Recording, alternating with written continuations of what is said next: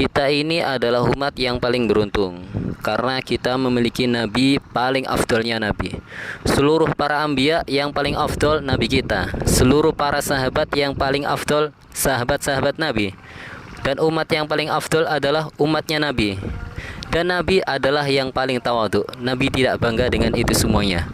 Akan tetapi nabi sangat bersyukur dengan itu semuanya.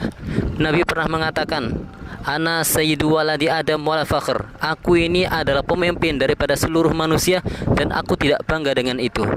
Bisa jadi Nabi mengatakan seperti itu tahaddusan bi nikmah, karena memang benar-benar diperintahkan oleh Allah Subhanahu wa taala.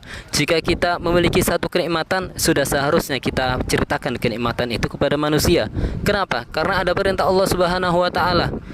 La in syakartum la azidannakum wa la in kafartum inna adzabi lasyadid. Termasuk kita bersyukur yakni dengan menceritakan sesuatu yang kita miliki. Nah, kita ini memiliki nabi sebaik-baik nabi. Maka orang yang paling beruntung adalah siapa yang mengikuti nabi. Gak ada ruginya orang yang mengikuti nabi.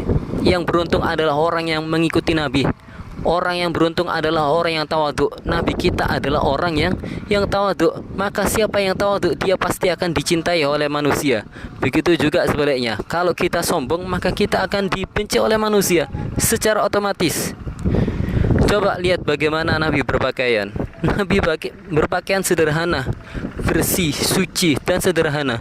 Siapa yang gak suka orang yang sederhana? Dalam tutur katanya sederhana, dalam pemikirannya sederhana, dalam bersikap sederhana, dalam berjalan pun juga sederhana.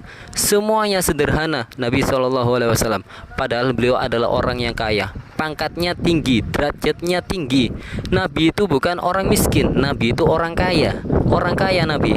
Imam Malik, kalau seandainya ada orang yang mengatakan Nabi itu miskin, dicambuk oleh Imam Malik, ditakzir oleh Imam Malik. Gak boleh kita mengatakan Nabi itu miskin, Nabi itu kaya.